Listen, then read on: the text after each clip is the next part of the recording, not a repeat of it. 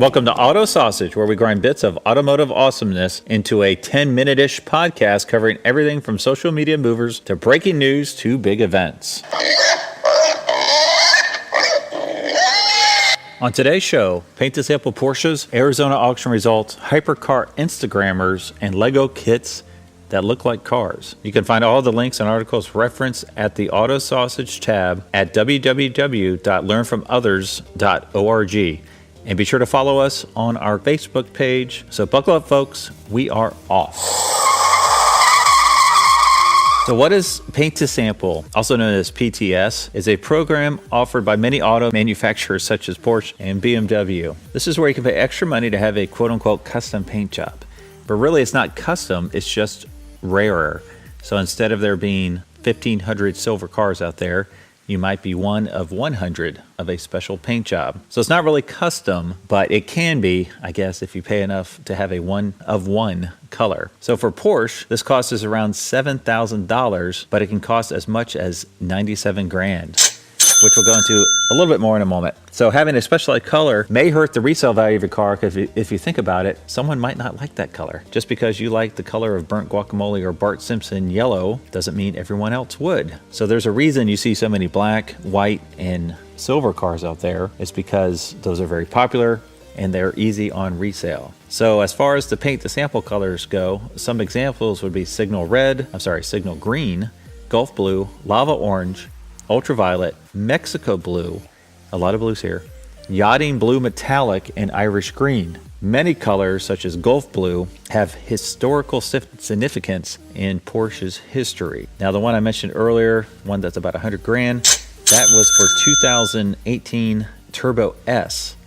So the paint job was called Python Green Chroma Flare. Instagrammer PTSRS confirmed this was a real option by taking a photograph of the pricing sheet on an actual car, but he also pointed out that other colors were available, such as blue, gold, and violet. But they only make 5 per year, so that is fairly rare. But for that kind of money, I'd want to be the only one. A special thanks also to Instagrammer Club 911R. If you go to their Instagram page, you'll see a lot of pictures of the 911R, which was one of the only rear-wheel drive manual cars built in recent times, and they've skyrocketed from a price perspective. You can check out their feed to see those, and also the paint to sample 911Rs.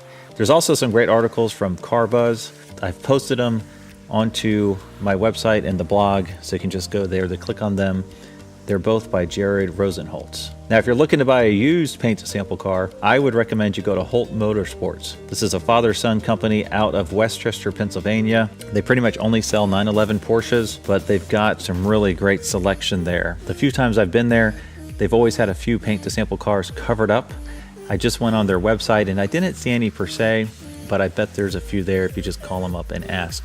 They also always have some RS America cars, which we will go into a little bit more on a future podcast. Next, let's cover the Arizona Auction Week. I'm not going to go super in depth here, but I'm just doing a couple shout outs from the Hagerty Arizona auction results, which the link will be in the blog. So total dollar sales are up, but the number of offerings were down. So more cash exchanged hands, but less cars sold, but they sold for more money. Majority of these sold underneath the $200,000 price point. So read that however you will, but the high dollar cars, $1 million plus, actually sold for a little bit less. The big news was the new Toyota Supra, VIN number 001, sold for $2.2 million for the charities American Heart Association and the Bob Woodruff Foundation. A couple other interesting sales. There's a 1994 Porsche 968 Coupe that sold for over $61,000, which that's not a great car, front-engined car, so this was quite a number for it. I'm sure it had some pretty low miles in order to sell for that kind of money. At Bear Jackson, another low-mile car, a 1993 Ford Mustang Cobra R with just over 500 miles sold for $132,000, which was a record for the Fox Body Mustangs. Now, these were pretty cool. I want to say they only made like 200 of them. They were made for quote-unquote racing. They were all red, I believe, with black wheels. And they had, instead of fog lights, they had the air duct instead. And some other things, some cool seats, different shifter, suspension settings different. So I don't even think they had a back seat, honestly. So from the get-go, they were considered rare. And today, if you're going to buy a Fox body Mustang, that's probably the one that has the most upside potential value. So keep an eye out for one of those and grab it if you can. Another really cool car that sold was a 1993 Vector WX3 prototype. So there were two prototypes at the auction. One was a convertible and the other one was not. This particular one, I don't know which one it was exactly, but it sold for $615,000. So a lot of money for an early 90s supercar. Now this was an American-made supercar. It was Gen 1. I want to say the first generation. I don't even know how many they made, but they looked wicked. They did a Generation 2 in the early 90s where they built either 12 or 14 cars. I actually have pictures of those from the factory. I was able to tour the factory back in 1991 or so when it was out of Green Cove Springs, Florida. I got a chance, a buddy of mine's girlfriend's father-in-law, I believe that's what it was. He ran the production line, so I was able to take a tour. It's pretty cool.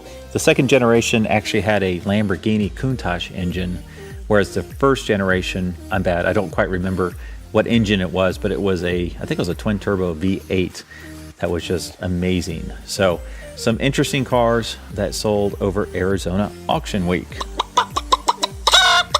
All right, let's move on to the HyperCar Instagrammers. So if you'd like to follow some HyperCar fans on Instagram, sometimes it's a little overwhelming because there's so much on there, but I am going to point out 4 of them for you that you might find interesting. The first one is Michael Fook, which that is a very easy name to accidentally mispronounce. So I'm going to make the assumption that I am pronouncing it correctly.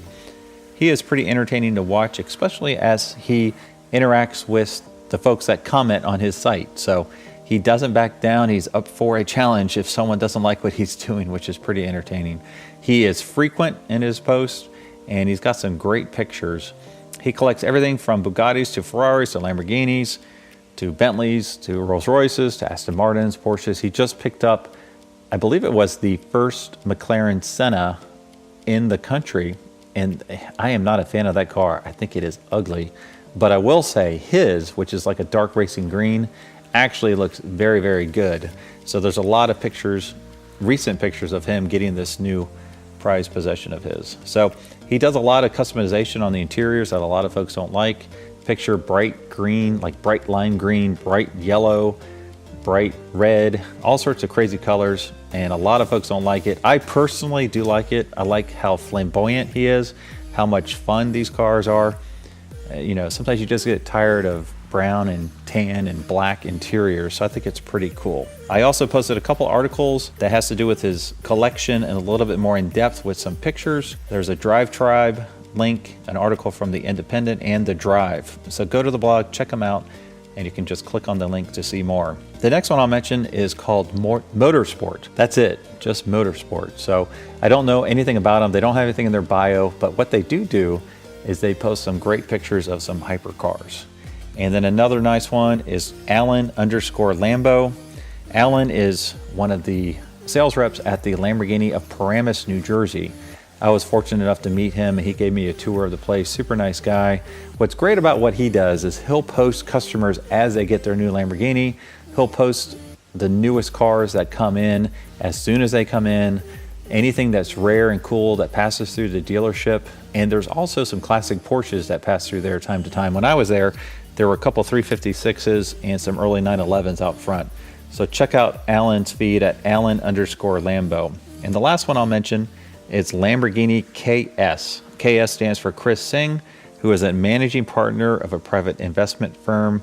Looks like he's out of Florida, and he has some really cool cars. I haven't had a chance to dig into it too much, but he did just recently purchase the purple Vector prototype that I mentioned before, but the convertible one is a gorgeous car, so be sure to check that out.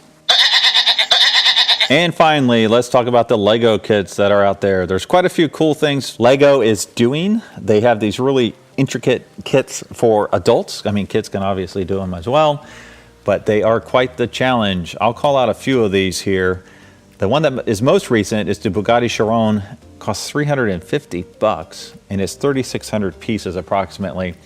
This one is absolutely gorgeous. It's big and it's the classic Bugatti French blue in color. The next one I'll mention is the Porsche 911 GT3 RS, $300, about 2,800 pieces. So both of these are listed on their website as hard to find, but I will tell you, I was just in Chicago last week or 2 weeks ago at the Schaumburg, Illinois Lego store, and that store had both of them. One that's new, that's not a car, so technically is not part of Auto Sausage, but it was really cool, is a new 6x6 all-terrain tow truck.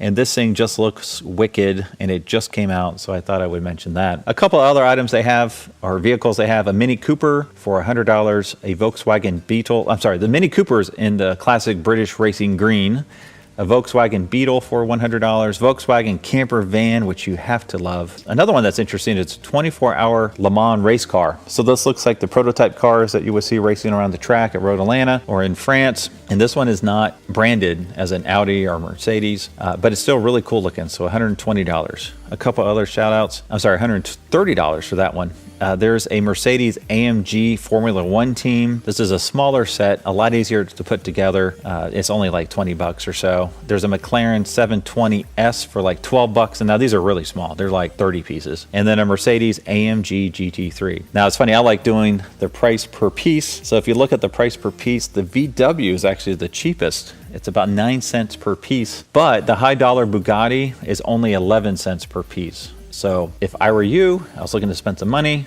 I would get the flatten bug, i.e. the Bugatti. So if you're not familiar with Matt Farah, has his own YouTube channel and Instagram followers. It's called The Smoking Tire. He did a video of him constructing this Bugatti, a time-lapse video, and he had his listeners guess how many pieces were in it where they could win their own kit. So be sure to check that out at The Smoking Tire on his YouTube channel. For links to everything I just rambled on about, go to the Auto Sausage tab at learnfromothers.org. And if you'd like to hear interesting career journeys, check out some of our guests that we've had over the last year. And just as a heads up, since you all are probably car folks, at the end of each episode, I pick out a cool company car based on their jobs. I also ask them what was their first car and what is their dream car. So some fun car stuff there as well. And be sure to check out my Instagram feed at Greg Stanley LFO, and be sure to stay tuned for more. Thanks for listening.